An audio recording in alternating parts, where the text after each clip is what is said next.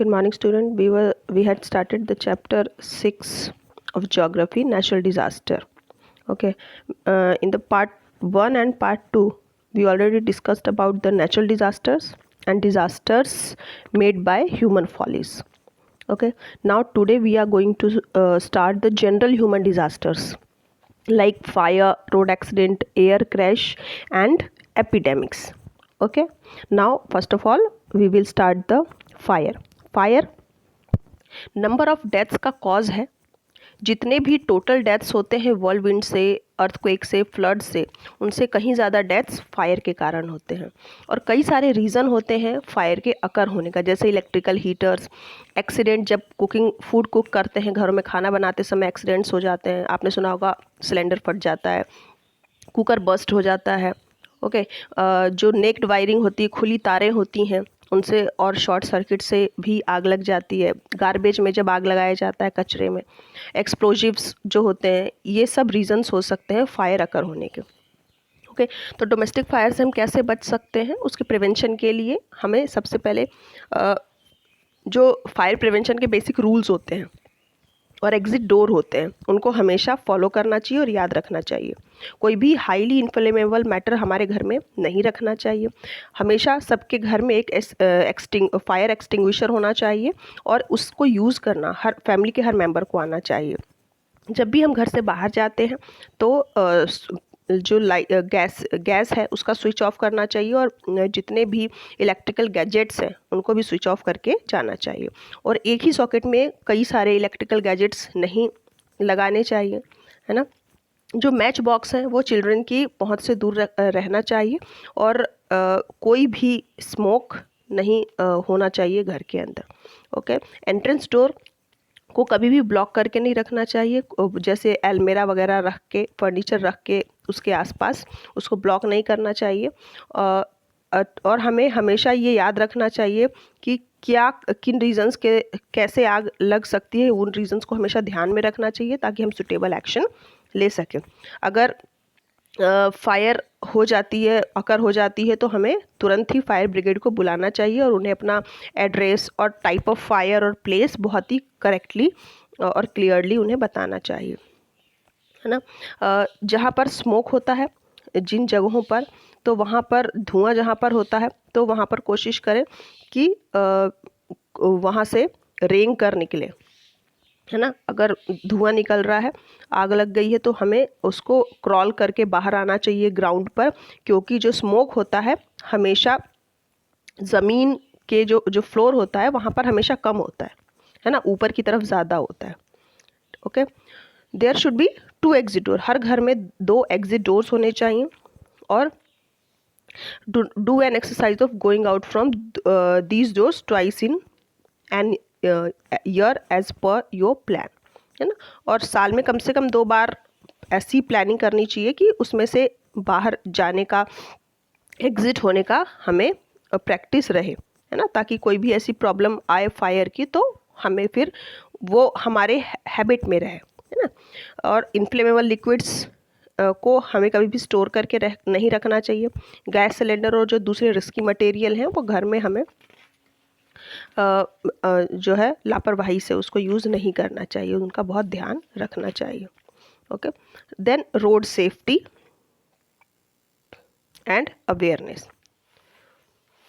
Road safety, बिना driving licence के drive नहीं करना चाहिए हमें. मिनिमम एज जो होती है लाइसेंस की वो है 18 ईयर्स और 3 मंथ्स का प्रोविज़न होता है. अगर आपके पास लाइसेंस नहीं है तो 3 मंथ्स तक की आपको प्रिजन हो सकती, जेल हो सकती है और 5000 पेनल्टी हो सकती है. ये दोनों ही आपको एज अ पनिशमेंट मिल सकता है अगर आप माइनर व्हीकल ड्राइवर हैं इंडिया में. तो माइनर मतलब 18 ईयर से कम हैं आप और फिर भी ड्राइविंग कर रहे हैं तो आपको जेल हो सकती है और साथ ही 500 का पेनल्टी भी भरनी पड़ सकती है. जो बेस्ट सेफ्टी होती है रोड पर वो है अपनी ही लेन में गाड़ी चलाना, मतलब लेफ़्ट साइड. इंडिया में हम लेफ़्ट साइड में ही हमारी लेन होती है ना. जब भी हम रोड क्रॉस करते हैं तो हमें दोनों तरफ देखना चाहिए. पैदल जब भी हम चलते हैं तो हमें ज़ेब्रा क्रॉसिंग का यूज़ करना चाहिए. और जो स्पीड है गाड़ी की उसको ड्राइविंग करते समय बहुत ज़्यादा तेज़ नहीं रखना चाहिए, है ना। It is mandatory to follow the road side traffic rule. Road के जो ट्रैफिक रूल्स होते हैं, सिग्नल्स होते हैं, जब भी हम ड्राइविंग करते हैं तो उसको हमेशा ध्यान में रखना चाहिए। इससे एक्सीडेंट अवॉइड होता है ना। जो भी इम्पोर्टेंट ट्रैफिक सिग्नल्स हैं वो यहाँ पर दिए हुए हैं कुछ, है ना। रेड सिग्नल स्टॉप करने के लिए, येलो सिग्नल गेट रेडी, और ग्रीन सिग्नल गो, ये सब आपने पहले भी पढ़े होंगे, है ना। जब भी हम ड्राइविंग करते हैं मॉनसून के समय, रेनी सीजन में, तो ज़्यादा ध्यान रखना चाहिए। और फ्लोर जो फ्लडेड ब्रिज होते हैं जहाँ पर पानी भर जाता है, ऐसे ब्रिजेस या रोड से हमें क्रॉस करने की कोशिश नहीं करना चाहिए, क्योंकि ये हमारी लाइफ के लिए डेंजरस साबित हो सकता है। यहाँ पर कुछ सेफ्टी रूल्स दिए हुए हैं, रोड एक्सीडेंट रूल्स दिए हुए हैं, इनको आपको लर्न करना होता है, और एग्ज़ाम में इसमें से कुछ आते भी हैं, है ना। जैसे लास्ट चैप्टर में आपने देखा था, उसमें वेदर मैप का साइन आपको लर्न करना है। इस चैप्टर में से भी कुछ आपको साइन में भी आ सकते हैं एग्ज़ाम में, ओके। तो इसे आपको अपनी कॉपी में ड्रॉ करना है और इसे अच्छे से लर्न करना है, ठीक है। Rush out of the vehicle in case of fire accident. अगर कहीं फायर एक्सीडेंट हो गया है आपकी गाड़ी में, तो उसमें से जल्दी से निकलने की कोशिश कीजिए। अपने सामान को उसमें आप छोड़ दीजिए जिस भी कंडीशन में है, और आप अपने आप को बचाने की कोशिश कीजिए। कभी भी मोबाइल फ़ोन का यूज़ नहीं करना चाहिए जब भी हम ड्राइविंग करते हैं। और टू व्हीलर में जब भी हम राइड कर रहे हैं तो हेलमेट का होना बहुत ज़रूरी है। और जब भी फोर व्हीलर हम ड्राइव करते हैं तो हमारे लिए सीट बेल्ट का यूज़ करना मैंडेटरी होना चाहिए। और इम्पॉर्टेंट सेफ्टी मेज़र जो है रोड ट्रैफिक के, उनको हमेशा फॉलो करना चाहिए। और ये जो हेलमेट पहनना है और सीट बेल्ट लगाना है, ये भी safety measures, road traffic safety measures का ही एक टाइप है ना। सीट बेल्ट जो है 50% एक्सीडेंट जब होते हैं तो उस समय एक्सीडेंट के दौरान 50% जो चोटें होती हैं या फिर हार्म होता है, नुकसान होता है, उसको 50% तक रिड्यूस कर देता है। आजकल के समय पे तो हर पैसेंजर के लिए सीट बेल्ट यूज़ करना बहुत ज़रूरी है। इन केस अगर कोई एक्सीडेंट हो जाता है तो कोई भी व्यक्ति जो अफेक्टेड है या इंजर्ड है पैसेंजर में, तो उसे पास के हॉस्पिटल में ले जाना चाहिए फर्स्ट एड के लिए। और जो प्रोविज़न है ऑनरेबल सुप्रीम कोर्ट का, कोई भी पासर बाय जो निकल रहा है वहाँ से, उसको परमिट होना चाहिए कि वो घर जा सके बिना पूछताछ के एक्सीडेंट के, है ना। अगर आप किसी की हेल्प करते हैं, राह चलते किसी व्यक्ति का एक्सीडेंट हो गया है, तो फिर सुप्रीम कोर्ट के ये ऑर्डर्स हैं कि कोई भी आपसे पूछताछ नहीं कर सकता है एक्सीडेंट के बारे में, है ना। तो इवन जो प्राइमरी इन्फॉर्मेशन है, जैसे कि नाम है आपका, कॉन्टैक्ट डिटेल है, ये सब भी आपसे नहीं पूछा जा सकता है, ओके।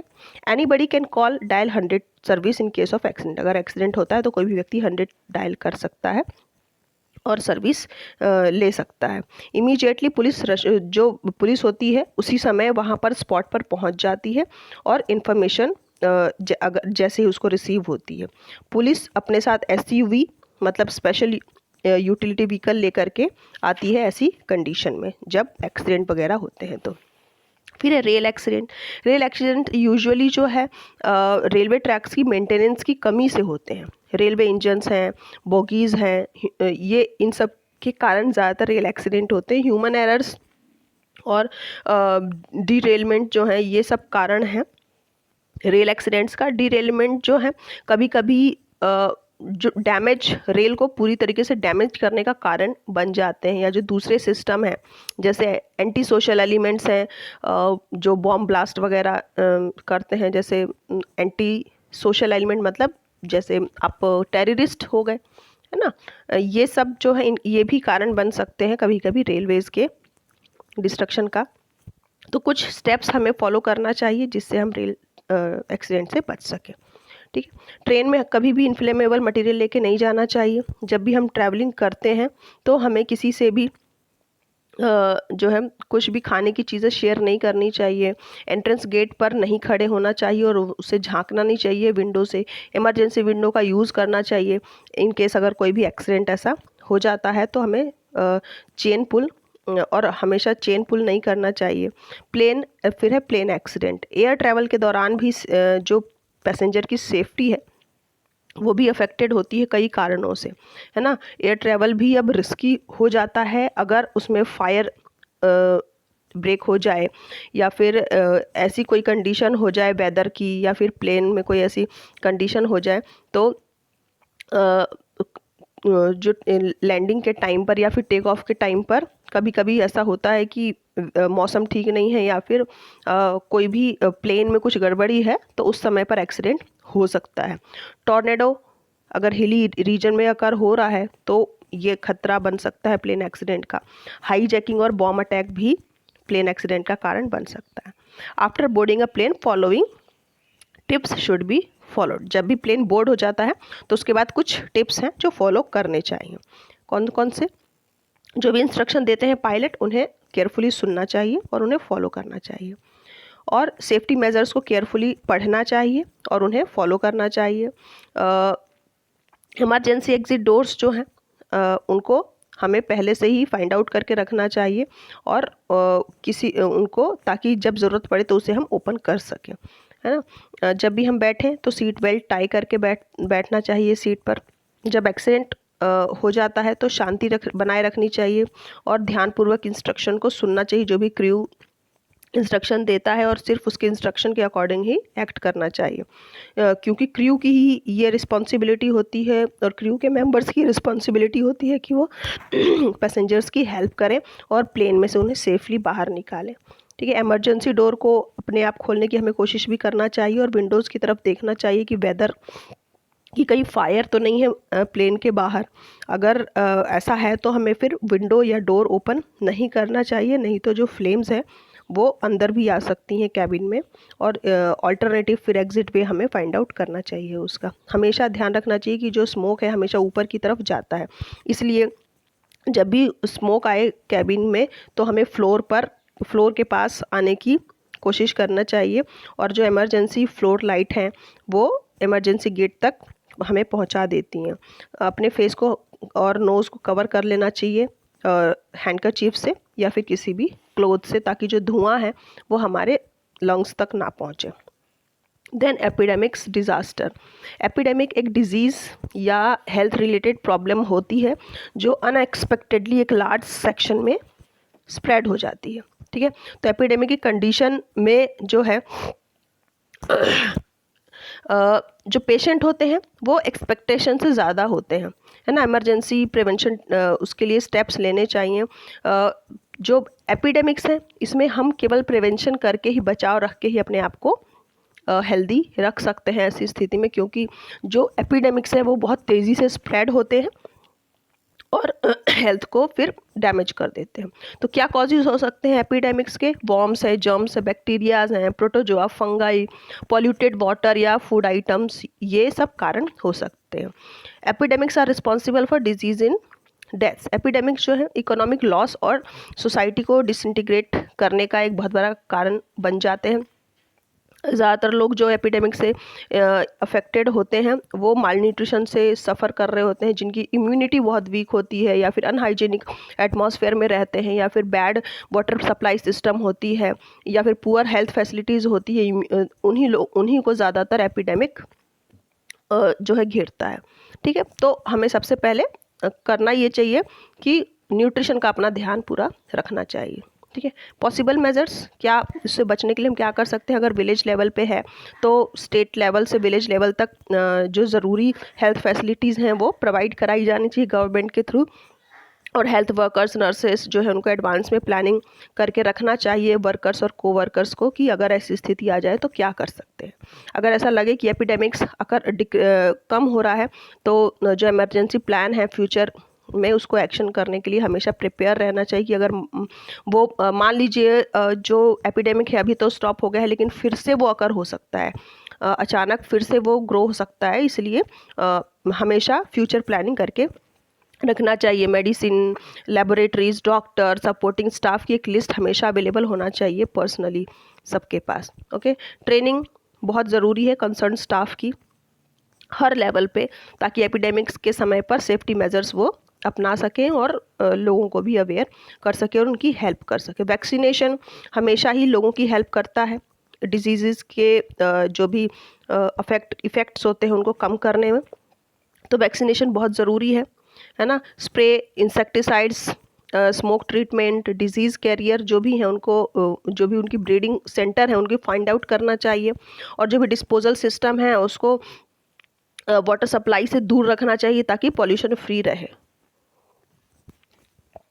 तो इस तरह से हम प्रिवेंटिंग स्टेप्स अपना सकते हैं और इनको बच सकते हैं एपिडेमिक से। Now disaster management, stages of disaster management. Disaster management के लिए, डिज़ास्टर को रोकने के लिए क्या क्या स्टेप्स लिए गए हैं, ठीक है, कैसे उनको मैनेज किया जाता है, इसमें हम पढ़ेंगे। डिज़ास्टर एक अनएक्सपेक्टेड इंसिडेंट होता है, जो उसकी अकरेंस जो होती है वो ह्यूमन के कंट्रोल के बाहर होती है। एब्रप्टली ये अकर होते हैं और नॉर्मल ह्यूमन एक्टिविटीज़ को ये फिर हैम्पर कर देते हैं, रोक देते हैं। तो जो चैलेंजेस होती हैं ऐसे डिज़ास्टर के समय पर, उनसे बचने के लिए हमें कुछ मिनिमम इमरजेंसी सर्विसेज प्रोवाइड की गई हैं। कुछ ह्यूमन एक्टिविटीज़ जो है डायरेक्टली रिलेटेड है डिज़ास्टर से, जैसे कि भोपाल गैस ट्रेजेडी है, Chernobyl atomic tragedy, wars, chlorofluorocarbon, releasing gas in atmosphere, green house, noise, air, water, soil, environment, pollution, ये सब भी कुछ ऐसे डिज़ास्टर्स हैं जो एक नेचुरल फिनोमिना है और क्लोजली रिलेटेड है ह्यूमन एक्टिविटीज़ से भी, है ना। कुछ ह्यूमन एक्टिविटीज़ जो है डायरेक्टली अफेक्ट करती हैं एनवायरनमेंट को, ठीक है। तो कुछ पिछले कुछ सालों में डिज़ास्टर जो है ह्यूमन फॉली से ज़्यादा कनेक्ट हुए हैं और उन्हीं के कारण इंक्रीज़ भी हुए हैं। तो इनसे बचने के लिए हमें कुछ एफर्ट्स करने चाहिए ताकि लिमिटेड, कम से कम इनका नुकसान हमें उठाना पड़े। नेचुरल डिज़ास्टर्स को तो रोकना बहुत मुश्किल होता है, लेकिन हम प्रॉपर डिज़ास्टर मैनेजमेंट के थ्रू उनसे होने वाले नुकसान को कम से कम हम कर सकते हैं। Indian national disaster management institute setup किया गया है ना, जो इस तरह के डिज़ास्टर से हमें के समय पर कुछ उनसे बचाव या फिर उनसे सुरक्षित रहने के लिए कुछ हमें मेजर्स देते हैं या हमारी हेल्प करते हैं। The summit conference of May 1994 in Yokohama Japan and conferences seminar, ये सब डिज़ास्टर मैनेजमेंट पे बनाए गई संस्थाएं हैं और इंस्टीट्यूट्स हैं जो डिज़ास्टर्स को कम करने में या फिर उस समय मैनेजमेंट का देने में हमको हेल्प करते हैं। अब डिज़ास्टर मैनेजमेंट के अलग अलग स्टेजेस हैं। Advance preparation, action at the time of disaster, to restore normalcy and rehabilitation, plan for preventing the reoccurrence, दोबारा से कहीं डिज़ास्टर ना आकर हो जाए, है ना, वैसे ही इसके इफ़ेक्ट को कैसे कम कर सकते हैं ऐसे समय पर। तो एडवांस प्रिपरेशन में क्या क्या कर सकते हैं, कम्युनिटी को अवेयर कर सकते हैं, एजुकेट कर सकते हैं, प्लान बना सकते हैं डिज़ास्टर मैनेजमेंट के लिए, सोसाइटी में, स्कूल में, लोगों के बीच में मॉक ड्रिल ट्रेनिंग और प्रैक्टिस कर सकते हैं। मटेरियल और ट्रेंड ह्यूमन रिसोर्स जो ज़रूरी हैं उनकी लिस्टिंग करना, प्रॉपर वार्निंग सिस्टम तैयार रखना और म्यूचुअल हेल्प का अरेंजमेंट रखना और वल्नरेबल ग्रुप्स को आइडेंटिफाई करना, जो मतलब इस तरह के डिज़ास्टर को ग्रो करने में के उत्तरदायी होते हैं, है ना, उनको ध्यान में रखना। Next, relief and action at the time of disaster, जब डिज़ास्टर अगर हो जाता है तो उस समय हमको कैसे रिलीफ देना है और क्या एक्शन करना है। डिज़ास्टर मैनेजमेंट प्लान को इम्प्लीमेंट करना, जो प्लान हमने पहले बनाया है फर्स्ट स्टेप में, है ना। कम्युनिटी किचन सेटअप करना ताकि लोग जो लोकल ग्रुप्स के द्वारा, ताकि लोगों को वहाँ पर खाने पीने की समस्या ना हो। रिसोर्सेज कलेक्ट करना, लोगों को वार्न करना लेटेस्ट पोजीशन की बेसिस पर, और प्रॉपर कैंप्स का अरेंजमेंट करना, टॉयलेट्स का अरेंजमेंट करना, टेम्प्रेरी लिविंग अकोमोडेशन की अरेंजमेंट करना, और जो अफेक्टेड पीपल है उन्हें ट्रेस करना, उन्हें रेस्क्यू करके रेस्क्यू टीम के थ्रू उन्हें सेव करना। जो टीम है वो ट्रेस करे जो रिलीफ टीम्स हैं और उन्हें उनका जो भी जिन्हें चोट लगी या फिर जिन्हें भी कुछ हार्म पहुंचा है डिज़ास्टर के दौरान, उनका पूरा ध्यान रखना।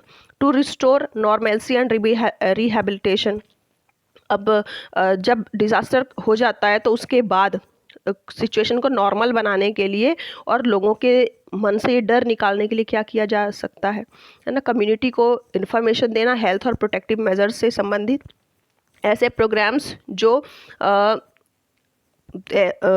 हमारे सपोर्ट और सिंपैथी से ऐसे प्रोग्राम अरेंज करना, किथ और हुज किथ एंड किन आर एंड रिलेटिव्स जो हो सकते हैं और जो हुए हैं, है ना। इन दोनों में संबंध जोड़ करके लोगों को सिंपैथी देना, उनको सपोर्ट देना कि उनके मन से वो डर निकल जाए।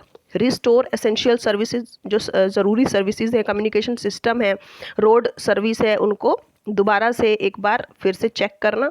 और टेम्पररी शेल्टर्स और लिविंग अकोमोडेशन प्रोवाइड कराना। रीयूजेबल मटेरियल को कलेक्ट करना ताकि डेब्रिस से के लिए उनको कंस्ट्रक्शन किया जा सके। फाइनेंशियल असिस्टेंस प्रोवाइड करना। एम्प्लॉयमेंट के एवेन्यूज़ तलाशना जो अफेक्टेड पीपल हैं उनके लिए। और बिल्डिंग्स को दोबारा से कंस्ट्रक्ट करने की प्लानिंग करना। Then plan for prevention and reduction of the after effect of disaster. अब डिज़ास्टर के इफ़ेक्ट के बाद प्लान बनाना कि किस तरह से हम रिड्यूस कर सकते हैं इनके इफ़ेक्ट को, है ना। तो लैंड का क्या, लैंड यूज़ जो है, वहाँ का जो लैंड डिस्ट्रॉय हुई है उसको उसके लिए एक प्लान प्रॉपर बनाना। और जो रिस्की एरियाज है वहाँ से लोगों को हटाना। बिल्डिंग कंस्ट्रक्ट करना ताकि जो रिस्क हैं डिज़ास्टर में जो इन्वॉल्व हुए हैं, जैसे अर्थक्वेक प्रूफ बिल्डिंग वगैरह बनाना, इस तरह की जो है एक्टिविटीज़ कर सकते हैं। To find out ways and to minimise the ill effect, जो भी बुरे इफ़ेक्ट हो सकते थे उनको मिनिमाइज़ करने के लिए तरीके ढूंढना। जब भी अगर ऐसा भविष्य में डिज़ास्टर होता है तो उससे बचने के लिए या फिर उसको कम करने के लिए कौन से तरीके अपना सकते हैं, उन वेज को फाइंड आउट करना। और कम्युनिटी में अवेयरनेस और एजुकेशन स्प्रेड करना। Okay, so this was the chapter disaster. This is very easy chapter. You can read at once and listen the explanation. After that you can easily understand it. Okay, so try to understand, read it nicely and listen the explanation very carefully. After that do the exercise and question answer. Okay, till then, goodbye.